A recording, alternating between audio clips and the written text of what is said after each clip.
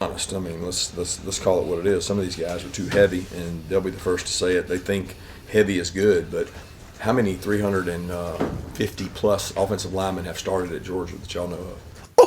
Oh my God. I just said this, bro. I said this last week when I covered the Dylan Raiola situation.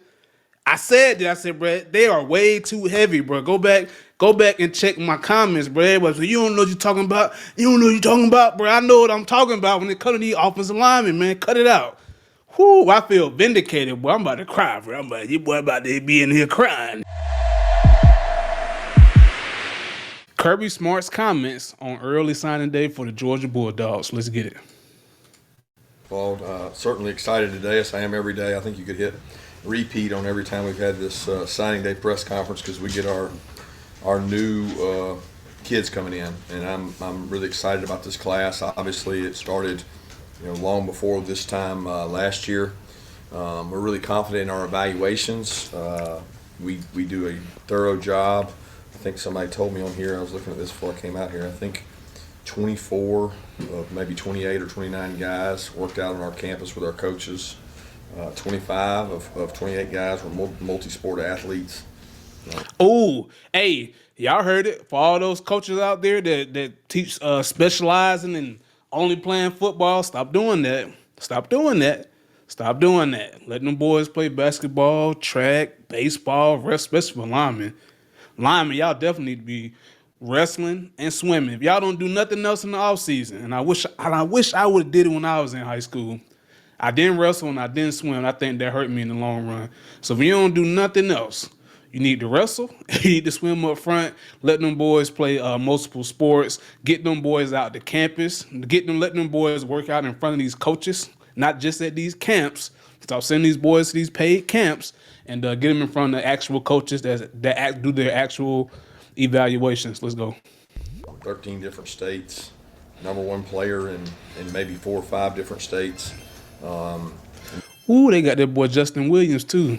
That boy bad. He a bad boy. But more important than all that is the kind of kids they are. I'm excited to get them to come in and work. We've got, I really don't know, 8 or 9 guys here working with us that are competing, and hopefully more to come mid-year. I think it's somewhere like 23 guys coming mid-year, which seems to be the trend in all of college football, which is important because you cannot develop players if you don't have them here. You can't practice to develop the other players if you don't have enough depth here. Ooh, that's a freaking bar. All right, so we just had early signing day. So you know what that means. That means a lot of these young men can go ahead and enroll early at the college level so they can get into those playbooks, get a jump start on some of their early credits for their freshman year so they can so they could even potentially graduate early and enter the transfer portal as a graduate. A lot of benefits come with getting on campus early, getting in your playbook early, learning your coaches early, and just getting acclimated. You get a 6-month head start on all the other recruits in your class. So we have really gone with the model of going through the high school ranks, developing players. The way it's looking right now is somewhere around 40%, maybe 50%, maybe even 60% of our roster next year will be in the first 2 years of the program.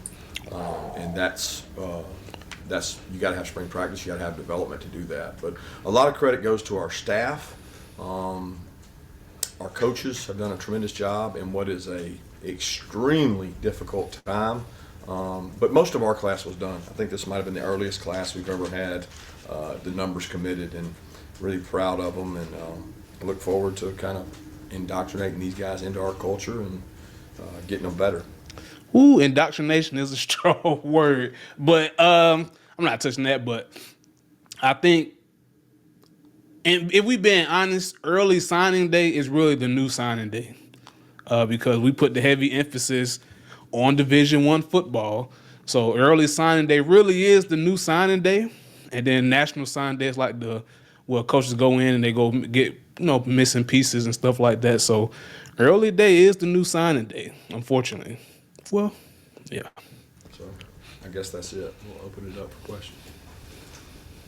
Yeah, Coach, you mentioned that evaluation process, particularly with the quarterback position. What are some of the physical and intangible traits you guys are looking for Where does Ryan Puglisi stand on all this? Yeah, the physical traits are size, speed, intelligence for the intangible traits, character, what the kid's makeup is, the velocity with which he throws the ball. We've had guys that can throw it hard and guys that can't throw it hard. They've had different levels of success. Well, the common denominator for us has been intelligence, ability to create and extend plays. So we look at all those things. And he came down here, Ryan came down here, I bet 5 or 6 times, and he checked the box every time for the right kind of kid, the right kind of competitor. He's embraced the part about learning. I think he sees himself as a guy that needs to come in and develop under a system, and he's seen Carson's success, so I think he understands that, and he wants to grow and get better. So quarterback is the leader of the team and leader of your class, and he's a really intelligent, fun kid to be around. He's been out here at practices competing. He's got a really live arm, another one of these baseball guys that can catch it and get it out really fast, which I think is important in today's day and age. So I speak on Ryan Puglisi. I don't even know if I'm saying the man name right, but Ryan Puglisi, I don't know. But the one thing that stood out to me about Ryan is that he's still committed to the Bulldogs, even though the number 1 quarterback in his class had also committed to the Bulldogs. So that told me one thing about Ryan P. We just gonna say Ryan P. Cause y'all know how to tell names, so we're gonna just say Ryan P. One thing that stood out to me is that he's willing to compete, and I even made a video stating that if there was an open competition at quarterback between him and that other quarterback that just flipped to another school, that I really believe that if it's an open competition, Ryan Puglisi or Ryan P could easily push for that job. Even if he didn't win the job, he would have pushed that young man for that position.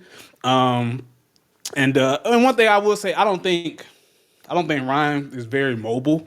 I don't think he can extend plays with his legs. I do think he's a great short to intermediate passer. I don't think the arms. He don't have the same arm as that other kid, but I think he can push that ball out there just as good.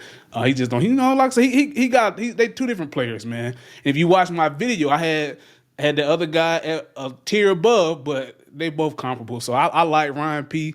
I think he can compete if you give him an open competition, let him compete head to head with Beck and whoever else they got on the roster. He could push them boys for that spot. Obviously, Carson Beck is a previous starter, so he's probably going to get denied. But if I think in the open competition, I think Ryan could easily push for that starting role.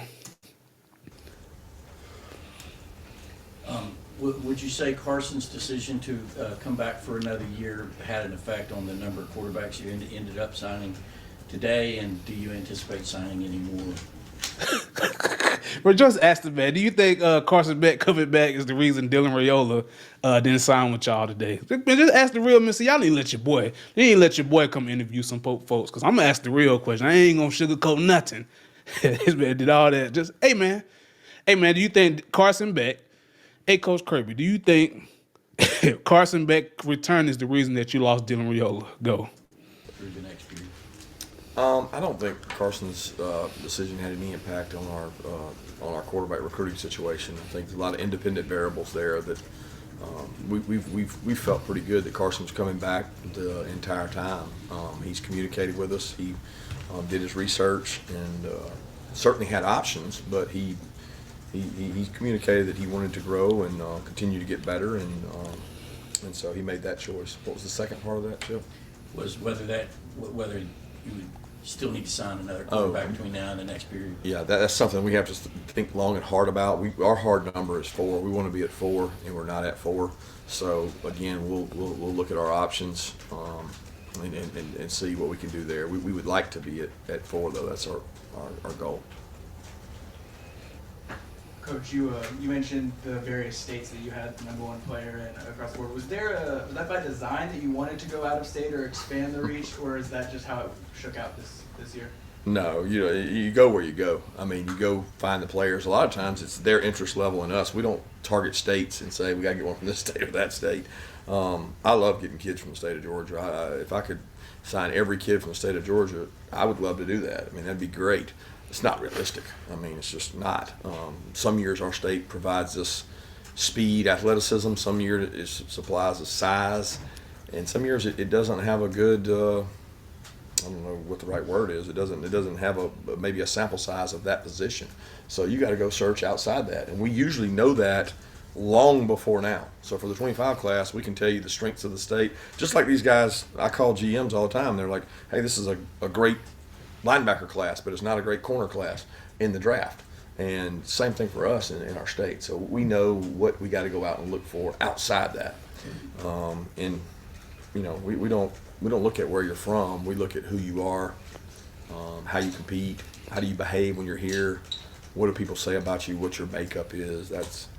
And I could really care less whether they're number one in their state or number two in their state. I care a whole lot more about how they behave when they get here and do they buy into our culture. Because I don't think the rankings matter. I really don't think they matter. Man, I call BS on that. Them rankings do matter, Kirby. You come on now. You went and got all the number one kids out of all the number one states. Come on now. Stop playing with us. Come on now. Don't be a politician, man. Be real. Rankings do matter. Luckily, I know people give 24/7 and rivals all this flack about they not picking all the best players and they got kids misleveled or whatever, but you got to give those platforms their credit. They do an amazing job of putting together a pool of players that are considered to be the best in the nation.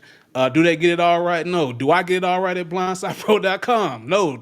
Are they missing players? Yes. Am I missing players? Yes. So, I mean, you know, you gotta give them people their credit. But he lying out his teeth if you think I believe that rankings don't matter. I got plenty of kids that ain't ranked that you can come get. They got the size and everything. So come on now, cut it out. Cut it out.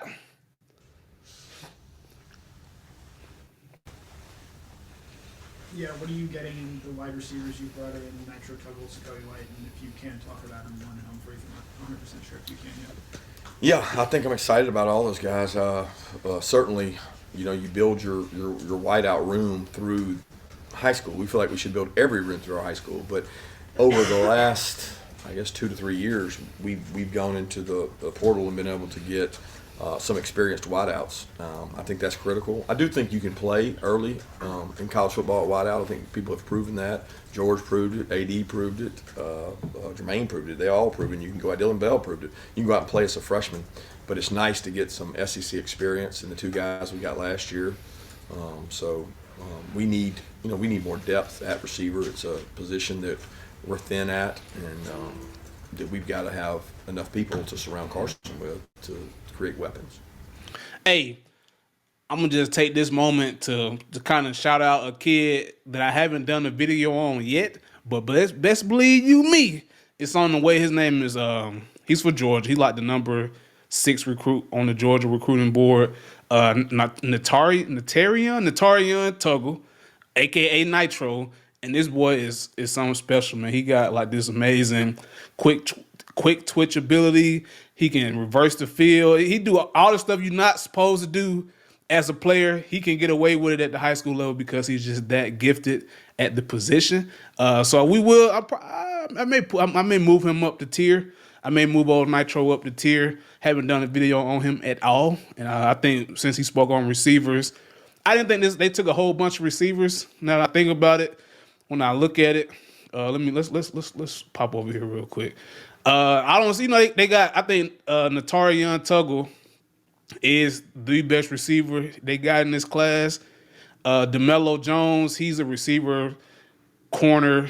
I think they had him playing mostly like Wildcat quarterback, so I didn't really see him projecting. Is it him that was playing Wildcat? Yeah, he was the one playing a lot of Wildcat quarterback. Very athletic, but I didn't see him projecting to receiver or running back at Georgia. So I see they moved him to the cornerback slot. I like Jaden Riddle. Y'all know I'm terrible with that. I like Jaden. I like JR. I like JR. Who else? I like Marquise Easley. He looks a lot better his senior year than he did his junior year. I didn't think he was a 4-star based on his junior year, but that senior year tape, now we talking some 4-star talk. Not real high on Nate Frazier. I am really high on Ryan Puglisi, like I said many times before. But yeah, I like this class. It's not really receiver heavy. They got a lot of running backs, and I think Dwight is actually he was listed as an athlete at one point. And they had him at receiver at one point. Now he's a running back. I don't know. But Nitro Tuggle is going to be something special for the Georgia Bulldogs. I'm telling you, you heard it here first. We probably didn't hear it here first, but you hearing me echo some sentiments of some other people in this space. So Nitro going to be something special, man. Let's get back to it. Kirby, was there anything, I guess surprise is probably the wrong word, but you talked about how you've been communicating with guys about their plans, who was going in the portal, who wasn't. Was most all of that settled, or is it fair to say that all that's settled right now in terms of knowing who's going to be on your roster and who may be leaving? I don't know that I can say it's settled. I mean, you don't know that. Like, I certainly don't know when guys make decisions they make them. I mean, the window is what the window is, so those guys have those opportunities. I think for us, we had we had conversations long before the SEC championship. We meet before the season, we meet during the season, we meet during the bye week, and then we meet again after the SEC championship. So probably about 90% of those guys, that conversation had already happened. I think everybody in the country will tell you have surprises, and you guys can probably figure out who those are, and they make decisions that they think fits what they need, and I respect that. That's the rules we have, and that's what we abide by. So, I mean, I feel good about the group we have, and I'm really worried about the guys that are here, and not the ones that aren't. Ooh, that's a good answer, Kirby. That's a great answer, man. I'm worried about the guys that are here, not the guys that aren't. Ooh, that's gonna be the type. Let me write. I gotta write that down. I got to write that down. I gotta write that down. Hold on, y'all give me 1 second. I'm worried about the guys that are here, not the guys that aren't. That's not how you say that. But I'm about to write it down. Hold on.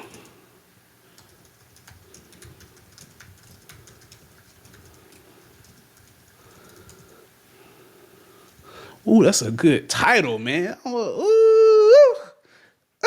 Let's go. Yeah, Kirby, one of the things that jumps out is just the size of the offensive line class y'all are bringing. What stands out most to you about those 6 guys and what they can bring to Athens, and maybe the importance of getting them enrolled here over young age? Yeah, Collier Madalena is going to need a raise because she's in charge of our nutrition, and she's got her work cut out for her based on some of these weights that are probably not even accurate, to be honest. Woo! Hey, I was right, man. See, all y'all hopped in my comments on my Dylan Raiola video saying that, man, you don't know what you're talking about. You want big linemen. Man, Kirby Smart himself just said it. And this is my first time watching it. This is my first time watching. The first thing he said, we're going to need our nutritionists because them boys, they too heavy, man. And I'm telling y'all, I don't know this for a fact, but I'm going to say for a fact. I'm telling you for a fact. One of the factors for Dylan Raiola leaving and going to Nebraska because these offensive linemen that he brought in for his class were way too heavy. They averaging like 360. That's way too big, man. They too slow. You're not going to be able to protect your quarterback in these 5-7 step drops, these rollouts and all. You ain't going to be able to protect them. See, when I said that, y'all said I was tripping. You said I was tripping. But tell me if Kirby Smart tripping because he just said them boys overweight. Anyway, let's go. Honest. I mean, let's call it what it is. Some of these guys are too heavy, and they'll be the first to say it. They think heavy is good, but how many 350-plus offensive linemen have started at Georgia that y'all know of? Oh my God! I just said this, bro. I said this last week when I covered the Dylan Raiola situation. I said, bro, they are way too heavy, bro. Go back and check my comments, bro. Everybody said, you don't know what you're talking about. Bro. I know what I'm talking about when it comes to these offensive linemen, man. Cut it out. Whoo, I feel vindicated, boy. I'm about to cry, bro. You boy about to be in here crying. God damn. Woo, I feel vindicated, bro. I told you, them boys are way too heavy, man. They good. They can play. They'll be all right. But them boys, they got to get down at least 325, 315, at least. I can't think of one. I can't think of one guy that's been 350 plus. I can't think of a guy that's been 345 plus. So whatever they are, they're going to have to reel it in to be successful. So everybody can print all the biggest better they want, but if they don't lose weight, they won't play. And that's the key. Bro, I said that, bro. And y'all got in my comment section telling me I'm tripping, that you want bigger linemen help quarterbacks. No, they don't, man. They help running backs. Come on, bro. Cut it out. Are they wired the correct way to lose the weight? I was just talking to couple guys out there at practice that, Ernest Green came in here at 3:55, and Ernest Green was at 3:20 by the first snap of spring. I just said that. They're going to have to get down to at least 325, bro. Hey, man, holla at your boy at blindsidepro.com. Bro, I didn't even know you was going to say that, but you didn't holla at your boy at blindsidepro.com. Ball. So, he was committed to a process, and that these guys will have to be too. Kirby, what's the short version of everything that you all and your staff did with KJ Bolden from when he committed until today? I mean, we did what we do on every kid. I mean, we recruited. I met KJ Bolden and his mom his 9th grade year in the indoor and sat and talked to him for 45 minutes and just had a great appreciation for her and him. He was a young kid then, and he actually had worked out at our camp as a wideout, and we knew that he was a really talented young man. And from that point on, I bet he's been on this campus 20 or 30 times between coming over here for different events and 7-on-7s, but there was no different recruitment for KJ. It was just consistent and a mutual respect, probably is the right word. I reached out to him when he committed elsewhere and just told him had a lot of respect for him and we weren't going to stop recruiting him and that we thought this was the best place for him. And I've always learned, Andrew Thomas's parents taught me that consistency is the key, and we were very consistent every time he was here. And then you know what? It worked out. It doesn't always work out, but it worked out in this case, and we're not going to change our method we go about things. I like that. And I preach this a lot. Let me get back. Come on, coach. Get yourself together. You knew you was right, but get yourself together. All right, get back into coach mode. So this is one of the things I preach on my Twitter page. Consistency is key. It's one of the biggest things I look for when I'm evaluating offensive linemen, defensive linemen, linebackers in particular, linebackers, and tight ends, and really any player. Consistency, man. What are you over 20 plays? What are you over the course of 50 plays? What are you over the course of 60 plays? Like, if I let your highlight tape run, I just pick random plays out of it.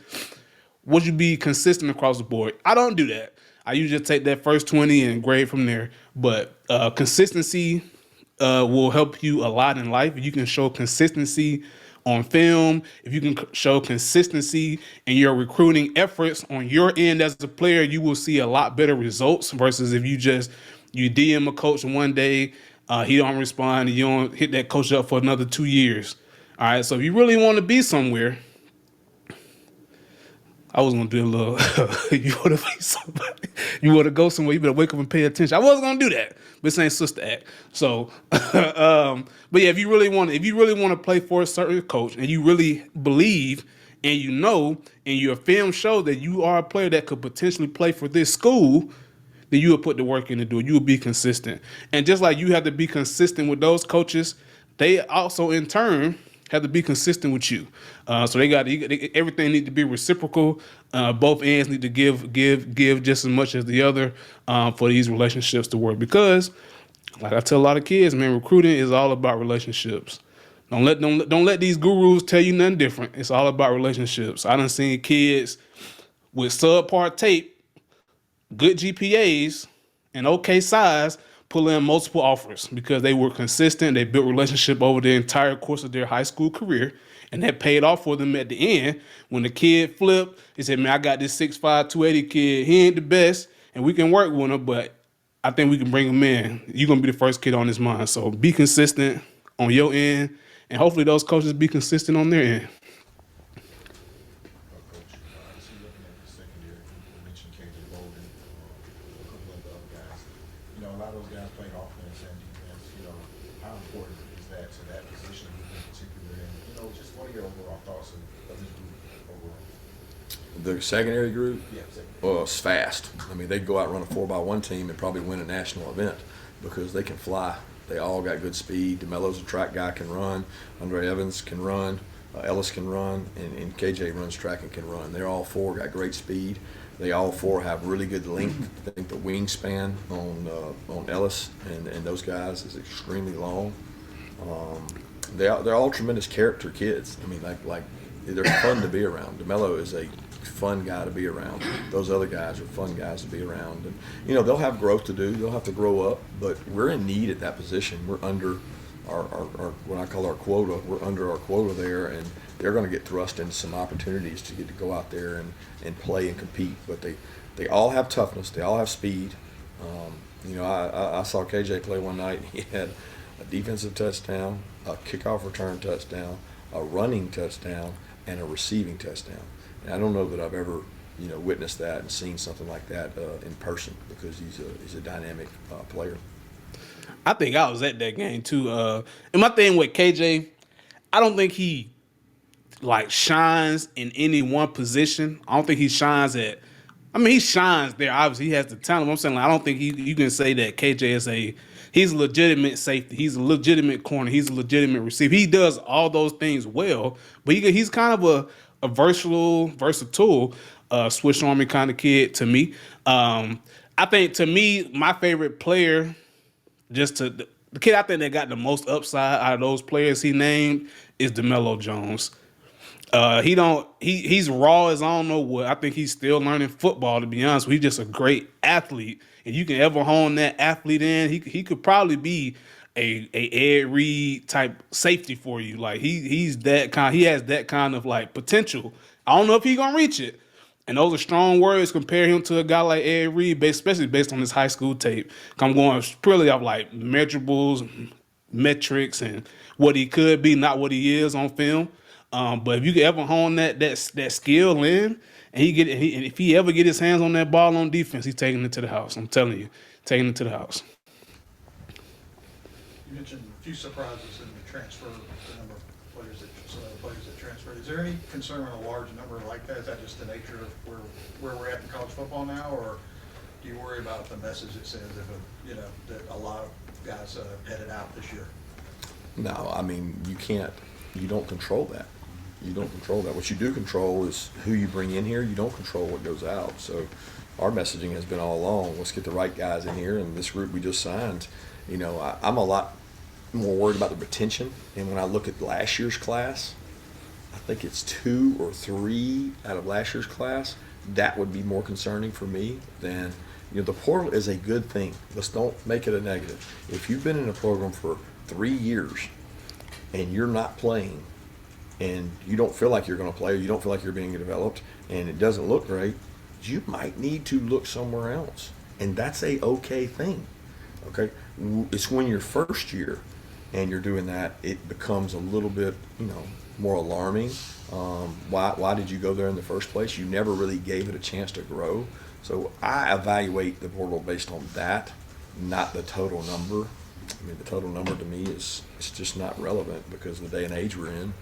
You know, kids feel like the grass is greener, and sometimes it is, and sometimes it's not. We don't control those decisions. Ooh, that's Kirby hitting us with some bars today. Sometimes the grass is greener, sometimes it's not. But main thing I want to talk about from that one, because this is my first time hearing it. Speaking on the portal, I've been talking about the portal for like the last 3 weeks on Twitter. Yes, I said Twitter with an A at the end. I've been talking about the portal for the last couple of weeks. And I agree with him, man. Hopping in the portal. I just made a post today about was it yesterday? Was it today or yesterday? I'm on Twitter so much, but I said if you think that you are going to get a D1 PWO today and then hop in the portal a year from now, you setting yourself up for failure. Why? Because one, coaches or schools know if you had a scholarship before you entered the portal, so they're gonna know if you just a walk on at that school. And if you walked on to the school and they didn't offer you, it's less likely that a new school is going to offer you, unless you had previous relationships that you can lean on before that. But I agree with Kirby, man. I agree with what Coach Smart just said. Doing it on your third year is cool. Doing it on your first year is just insane to me, especially if you're on a scholarship, especially if you've been offered to keep that same scholarship. If they're going to honor that scholarship again, it's a risk. It's a risk. And if you are going to hop into the portal, I always advocate, if you're going to hop into the portal, you need to hop in the portal as a graduate transfer. Why do I say that? Because you hop in as a graduate transfer, at least at the very least, you already have your bachelor's degree in hand. All right. So even if you don't get picked up, it's not a big urgency for you to get somewhere because you already got your degree. Now you just go get you a master's or something like that, but you have your degree, so you're set. Whether you get another opportunity or not, I had one of my players, Z. He had I think he had like 2 years left. Okay, he had a COVID year and other years, and he had like 2 years left. He had some D1 offers too, I believe. He said, you know what, I got my degree. I think I did everything I can do with football, and he just walked away. He had offers to go to other schools. He had offers to go to other schools. I was gonna make sure of that, so I'm gonna make sure my boy straight. But yeah, man, I agree with Kirby Smart on that one. Kirby, what are your early impressions of these December enrollees and just what you got to see since they got here? They're lost. They're overwhelmed. They're Lost, overwhelmed, and them offensive linemen overweight. they're high character. They're very intelligent. They're hardworking. They're out of shape. They're Boom! There we go, bro. I told y'all, but y'all told me, bro. I don't care. It's the I told you so today. This the I told you so show today. Cause y'all told me. Y'all said, man, you don't know what you talking about, coach. You know, 360 pounds is a good size for an offensive lineman in the SEC, bro. You crazy. You crazy, man. You can't play. You can't protect the quarterback like that. winded. They're enamored, but they won't be in the spring.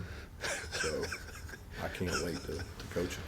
Ooh, I feel You vindicated. guys signed Justin Williams and Joseph Jonah from the same high school.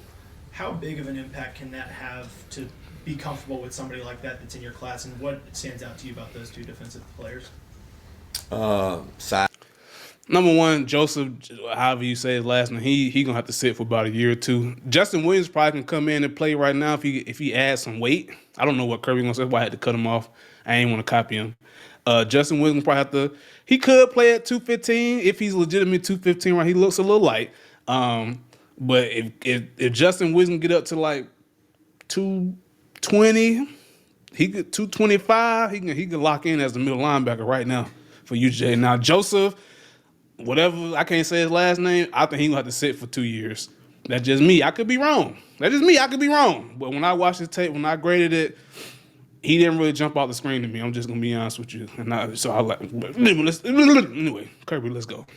Size, speed, length. They both have tremendous length and extremely high character. I mean, Justin, I've not been around many kids in a meeting like Justin Williams. This kid had everybody in the country recruiting him, throwing things at him, and doing all kinds of stuff. And he never blinked. He was like, "I'm coming to Georgia. I want to be a linebacker at Georgia. This is my plan." Very intentional about everything, and his GPA is above a 4.0. I mean, just incredible. And Joseph is his teammate, who has an incredible story, and has really feeling a need. You know, we've gone 2 years without signing a solid like DN. You know, he and Justin Green are two solid what we call ends, big ends. So Michael and Ty's position, and we need some help there. So both those two guys are going to help us fill a role. You see how glowingly he talked about Justin Williams, but he just talked about Joseph like he's a body. He gonna just fill in the role. See, Coach Lee picking up on that. I picks up on that. I'm picking up on that right there, Coach. I already know. I watched the film. I broke the field. I said, ain't no way. Joseph, and I like Joseph. He ain't like no shot at Joseph. Just he gonna have to sit. I don't think he gonna play defensive. Does Georgia play? Do they play an odd front or they an even front? I don't know. It depends on the front. If they play in the odd front, yeah, he'll be a defensive end. He can fill out and get strong and work on his techniques, his fundamentals, his hands, his get offs and stuff like that. But Justin Williams can come in today. He could have came and played at UGA in his senior year. I don't care what nobody say. Justin Williams is special. I ain't even graded his senior tape yet. His junior tape blew my assessment out the board. The non-signing day question is, it just, obviously this is a little different this year than the last 2 years. Is it strange to be preparing for a game that's not a playoff game?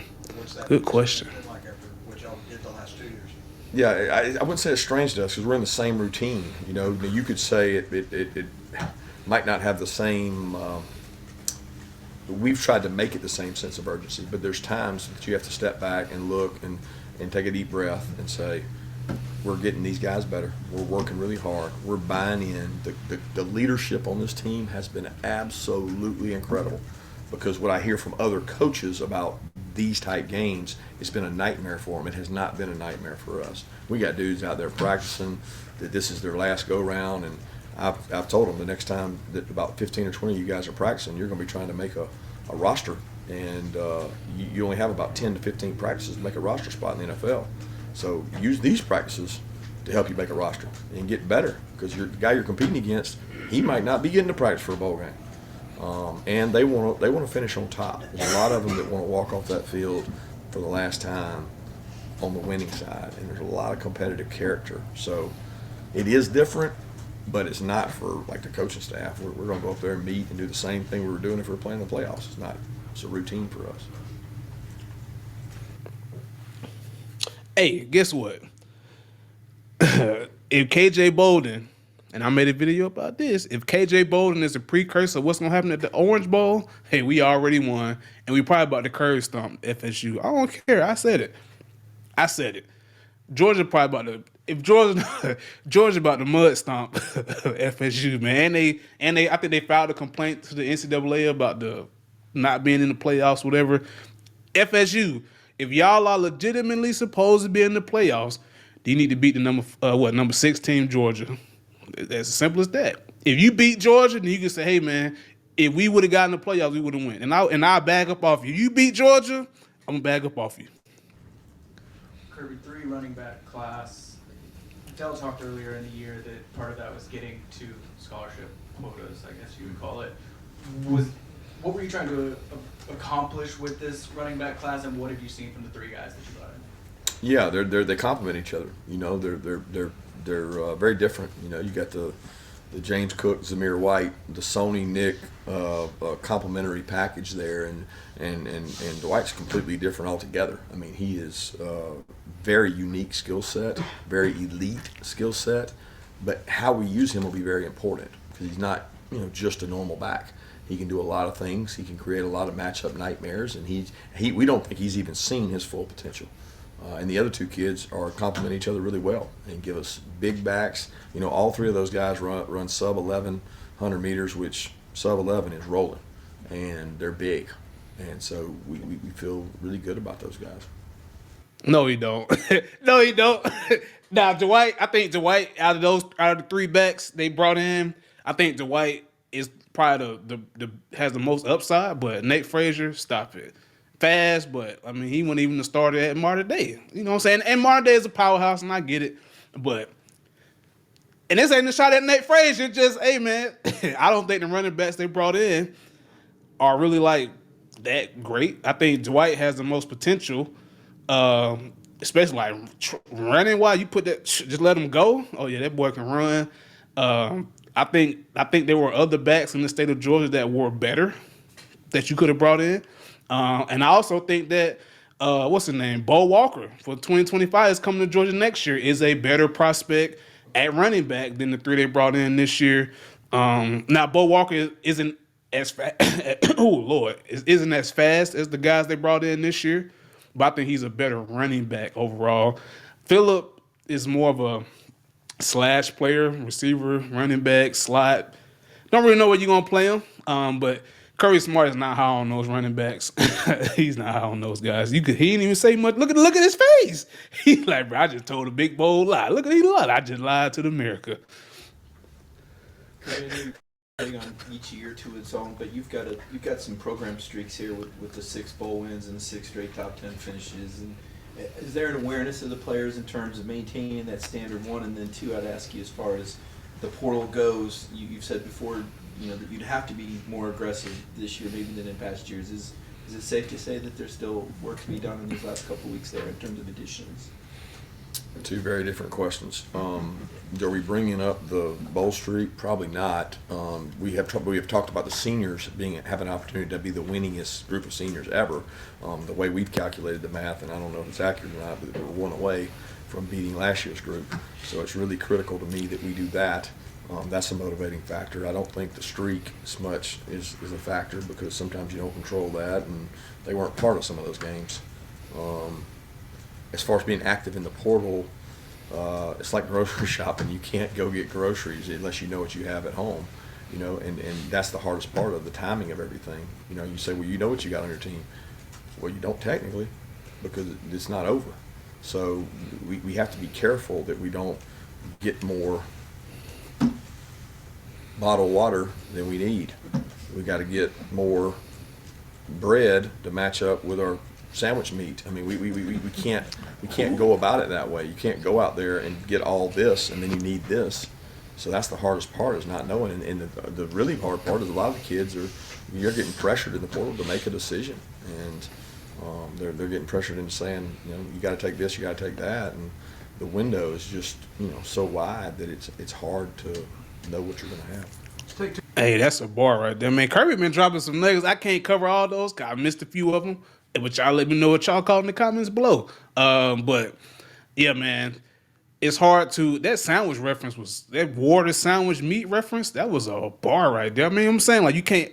I can't go get more water if I already got me a 24 case that I ain't even touched yet. I already got enough water, but I do need some more bread to go with my meat. Pause. I do need more bread to go with my meat and cheese, so I can have me a good sandwich. So that's a freaking bar right there. Kirby is a great interview, man. This dude is a great, calm, collect. He was not feeling those running backs. So I don't care what nobody say. 2 more questions? Yeah, KJ at Bolden was very complimentary of Fran Brown, out hand helping him, come to Georgia, and then Fran repaid it to you, complimenting you in Will Muschamp. What kind of impact did he have on this class? And then as a follow-up, you guys hired Dante Williams. What did you see in him to make you want to bring him into this program?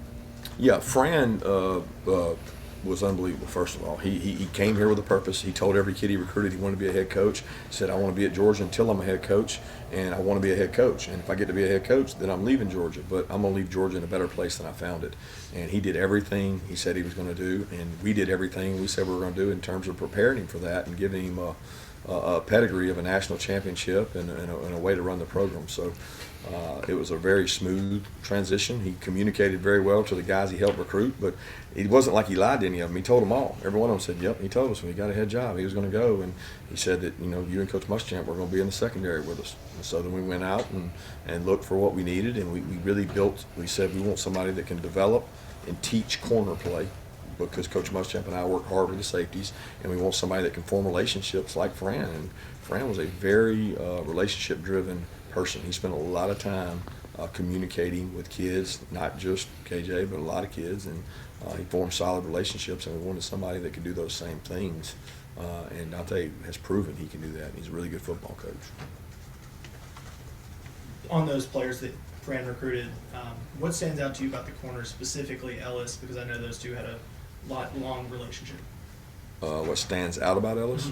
His length, his character, his family. His parents made sacrifices. They sent their son to IMG to grow and get better. And I don't know if he's the person he is and the player he is if he doesn't go down there and go against the best in the country. He played with Dalen. He played with all those kids. I mean, he basically has been in college for 2 to 3 years. And he is a wonderful, wonderful kid who he has high expectations, and we have high expectations, but he's going to work to get better and develop within our program. So we're very excited to have him. Thank you. I think that's it. Yeah, I think that's it. Hey, man, what y'all think? Well, tell me where I was right. Tell me where I was wrong. Let's talk about it in the comments below. Y'all know that's what I like to do anyway after this video. I always go in the comments, man, and have a conversation with you guys. Whether I agree with you or disagree with you, I'm willing to have the conversation. So tap in with me. If you're tired of these overpriced recruiting services, come holler at your favorite coach at blindsidepro.com. Fill out my questionnaire. If I like what I see, I'm going to hit you up on Twitter. Hope you enjoyed the show. I'm out.